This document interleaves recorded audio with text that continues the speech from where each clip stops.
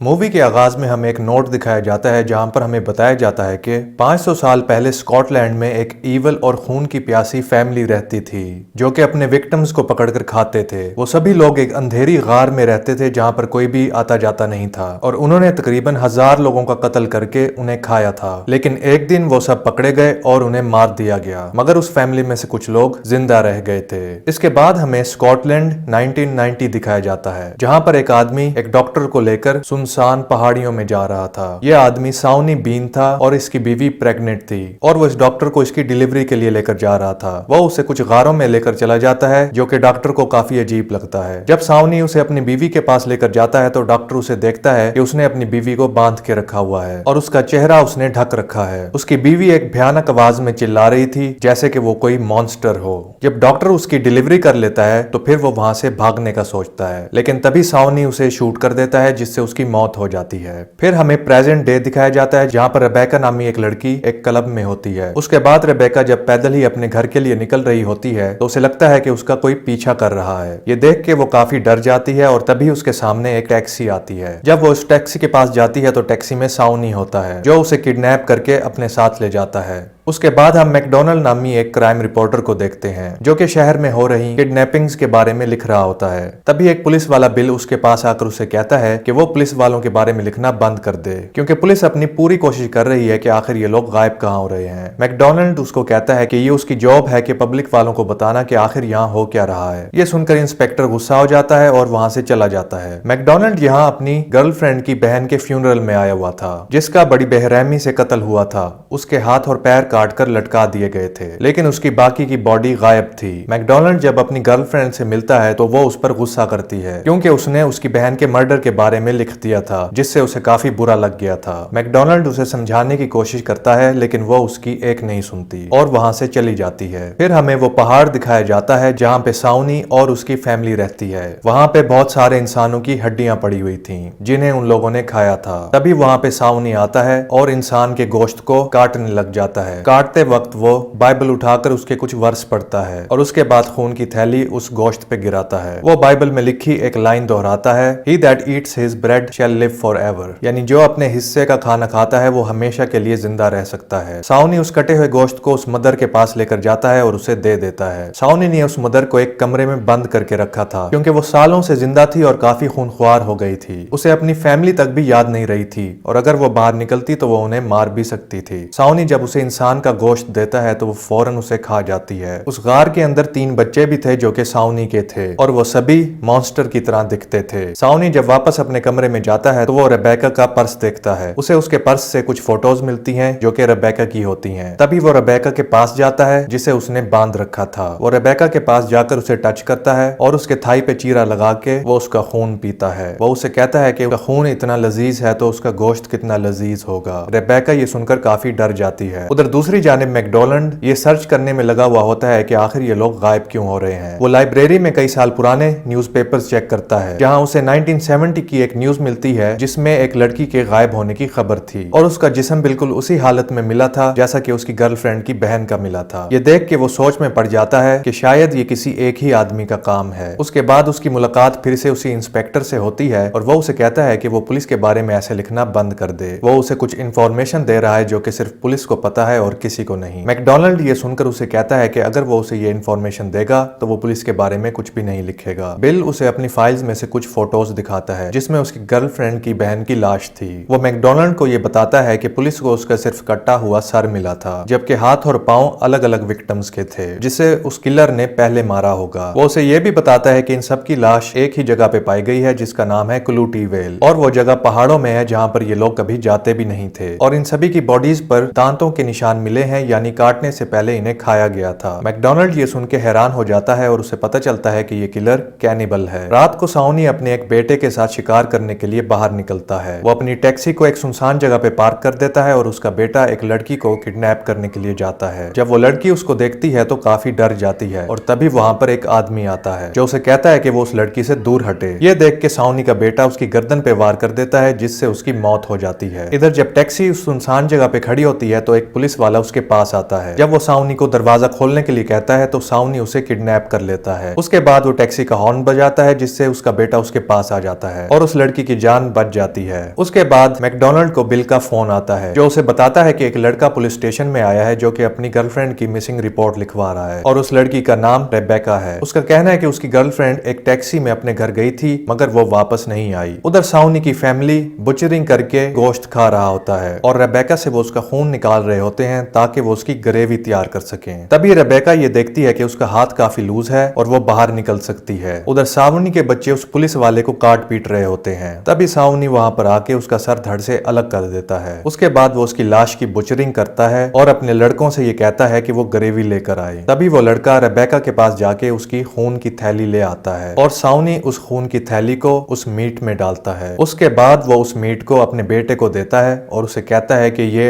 Mother को दे आए। जब उसका बेटा ये मीट मदर को देने के लिए जा रहा होता है तो देखता है कि रेबेका भाग गई है। ये देख के वो चौंक जाते हैं और रेबेका को ढूंढने लग जाते हैं। रेबेका जब उस गार से बाहर निकलती है तो देखती है कि वहां पर एक झरना है। वो उस झरने के ऊपर चढ़ने की कोशिश करती है और जंगल में भागने लगती है। सावनी अपनी गाड़ी लेकर जंगल में निकलता है रेबेका को ढूंढने के लिए और उसके बेटे पैदल ही उसे ढूंढ रहे होते हैं। उधर मैकडोनाल्ड बिल से मिलने के लिए उसके ऑफिस में आता है। वहां वो उसे बताता है कि 40 साल पहले भी बिल्कुल यही वाकया पेश आया था और उस लड़की की लाश बिल्कुल वैसे ही मिली थी जैसे कि उसकी गर्लफ्रेंड की बहन की लाश मिली है। वो उसे ये भी कहता है कि लगता है कि शायद ये किलर टैक्सी में आता है क्योंकि इन तमाम वाकयात में एक ही चीज कॉमन है और वो है वो टैक्सी। उधर रेबेका अपनी जान बचाने के लिए वहां से भाग रही होती है लेकिन उसे रास्ता नहीं मिल रहा होता और बहुत ज्यादा ब्लड लॉस होने की वजह से उसका दिमाग काम नहीं कर रहा होता है। फिर जब वो अपने पास साउनी और उसके बेटों को आता देखती है तो पहाड़ के ऊपर चढ़ जाती है। साउनी उससे कहता है कि उनसे बच के भागना मुमकिन नहीं है और ये सुनते ही रेबेका पहाड़ी से कूद के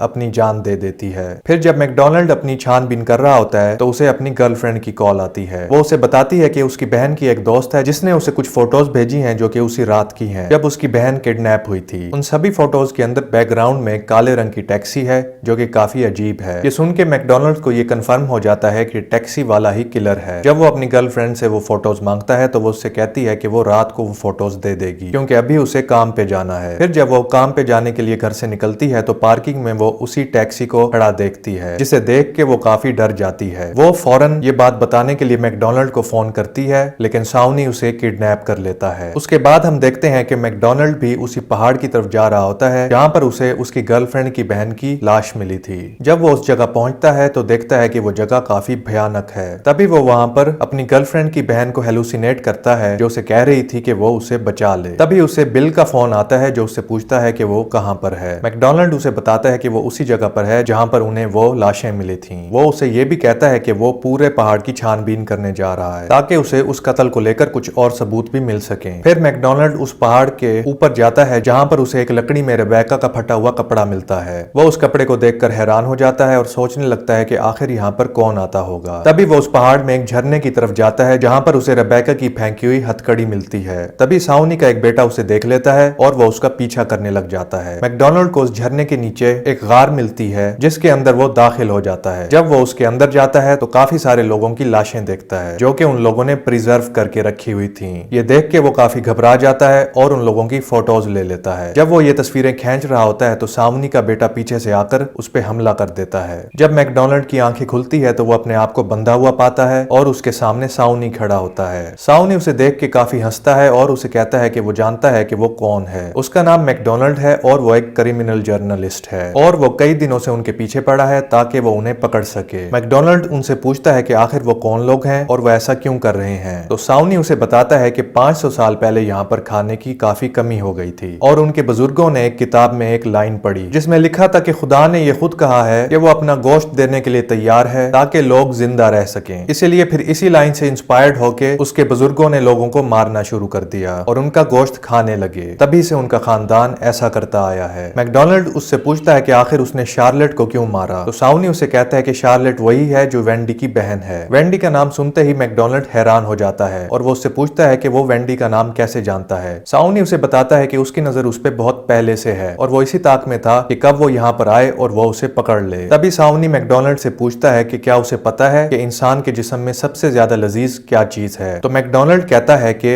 नहीं। तभी साउनी अपना फ्रिज खोलता है और मैकडोनाल्ड देखता है कि उस फ्रिज के अंदर उसकी गर्लफ्रेंड का कटा हुआ सर है। ये देख के मैकडोनाल्ड रोने लगता है और जोर लगाकर अपने आप को छुड़वा लेता है। उसके बाद वो साउनी की बंदूक उठाकर उस पर शूट करता है तो साउनी वहां से भागने लगता है। फिर जब साउनी का बेटा मदर को खाना खिलाने के लिए गया होता है तो गोली की आवाज सुन के गलती से उससे उसका ताला टूट जाता है, जिससे मदर वहां से आजाद हो जाती है और वो उस पे हमला करके उसे काट खाती है। वो इतने सालों से जिंदा होती है और काफी ज्यादा ताकतवर होती है, इसलिए वो अपने खानदान को ही खा लेती है। साउनी अपने दूसरे बेटे को कहता है कि वो जल्दी से जाकर पावर को ऑन कर दे और इसका बेटा पावर को ऑन कर देता है। उधर जब मैकडोनाल्ड साउनी को ढूंढ रहा होता है तो वो वहां पे बिल को देखता है। बिल उसे कहता है कि वो इन्वेस्टिगेशन करते हुए यहाँ पर आया है, इसलिए अब वो उसे उसकी बंदूक दे दे। मैकडोनाल्ड उसकी बात मान के उसे अपनी बंदूक दे देता है और वो सोच में पड़ जाता है कि आखिर बिल यहाँ पर क्या कर रहा है। तभी बिल साउनी को आवाज लगाता है और उसे कहता है कि वो यहाँ पर आ गया है। ये सुन के मैकडोनाल्ड समझ जाता है कि वो भी उनके साथ मिला हुआ है। बिल उसे बताता है कि वो भी इस फैमिली का मेंबर है और साउनी उसका भाई है। वो सदियों से यहाँ पर रह रहे हैं लेकिन आज तक उन्हें कोई भी दिक्कत नहीं हुई, लेकिन जब से उसने अपने अखबार में उन मर्डर्स के बारे में लिखना शुरू किया तब से पुलिस उनकी छानबीन करने लग गई। यही एक वजह है कि उसने उसकी गर्लफ्रेंड और उसकी बहन को जान से मरवाया ताकि उसे सबक मिल सके कि फैमिली को खोना कैसा होता है। तभी वहां पे साउनी आता है और अपने भाई को ये कहता है कि वो मैकडोनाल्ड को मार डाले। जब वो उसे मारने वाले होते हैं तो मदर वहां पे आ जाती है और साउनी पे हमला कर देती है। वो उसकी गर्दन काट खाती है और उसे जान से मार डालती है। ये देख के बिल वहां से भागने लगता है और मैकडोनाल्ड बंदूक लेकर उसका पीछा करने लगता है। तभी मैकडोनाल्ड के सामने साउनी का बेटा आता है तो वो उसे शूट करके मार डालता है। साउनी का डॉर फैमिली मेंबर उसे रोकने की कोशिश करता है लेकिन मैकडोनाल्ड उसे भी शूट करके मार डालता है। उसके बाद जब वो बिल के पीछे जाता है तो बिल उसे कहता है कि वो उसे यहाँ से जाने दे, नहीं तो वो उसे मार डालेगा। बिल मैकडोनाल्ड के पाँव में शूट कर देता है जिससे वो जख्मी हो जाता है और जब वो उसे मारने के लिए अपनी गाड़ी में बैठता है तो मदर उसी गाड़ी में होती है जो बिल पे हमला कर देती है और उसे काट खाती है। तभी उस गाड़ी का सारा पेट्रोल नीचे गिरने लगता है तो मैकडोनाल्ड उस पेट्रोल पे शूट कर देता है, जिससे बिल और मदर वहीं पे ब्लास्ट हो जाते हैं और उनकी मौत हो जाती है।